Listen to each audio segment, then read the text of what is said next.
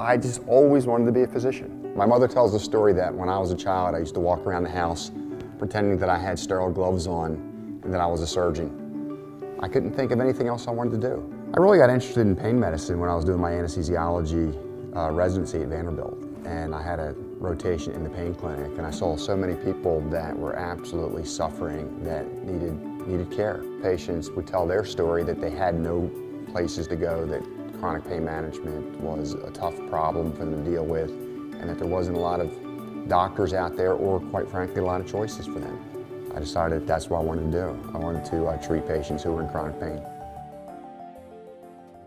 The difference between chronic pain and just somebody that's being in pain is whether the patient feels that they're suffering.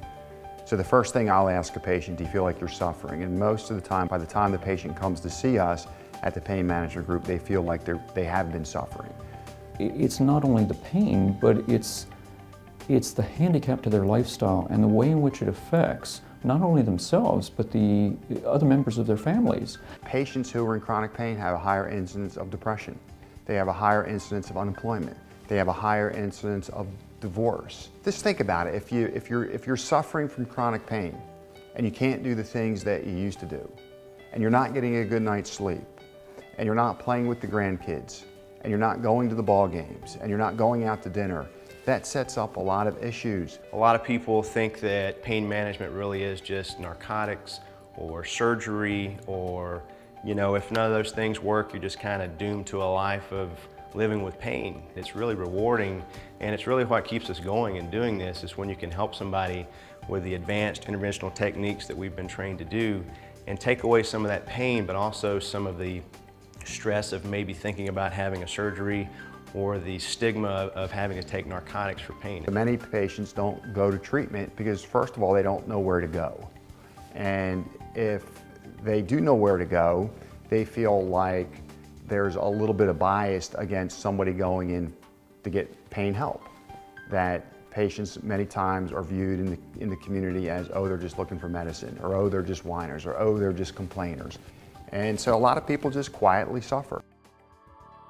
I had a vision or dream really to develop a one-stop shop for chronic pain patients. I felt that pain patients ought to have the same care that big orthopedic clinics have, or big cardiac clinics have, where a patient could come into one place and get all the services, so they didn't have to be triaged all over town and all over the community for different things.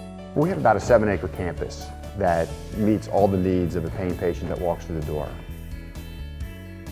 When a new patient arrives for the initial evaluation at the pain management group, we will have the patient undergo a thorough history and physical, including an evaluation of their chronic pain and what type of treatments they've had in the past, to try and identify the sources of their pain, but also what has been beneficial to the patient previously.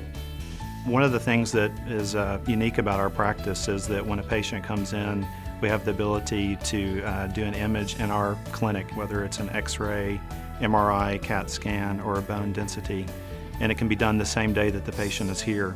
One of the advantages of that is we're able to view that X-ray or MRI or CAT scan and go over the image with the patient and to formulate a treatment plan that day. So there's no delay in the patient's care. When we're talking about the management of pain, there's a wide variety of options that we have to offer the patient.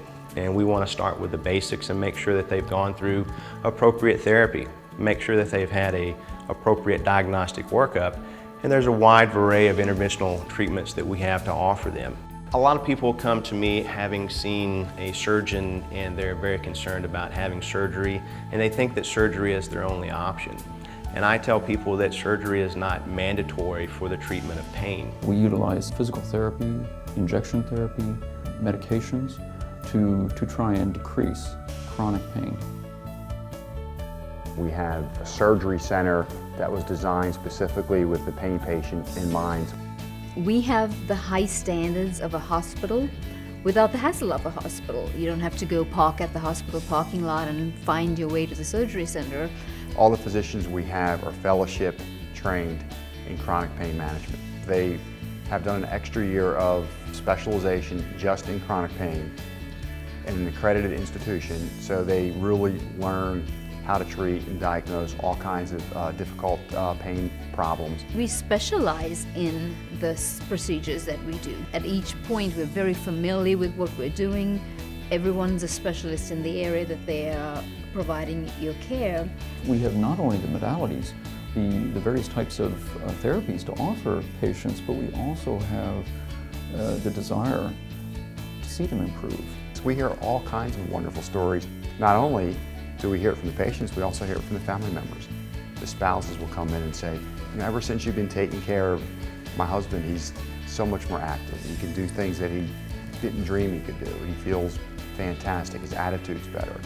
We're going on vacation for the first time in 5 years. So these stories are what we love to hear because it's why we're doing what we do.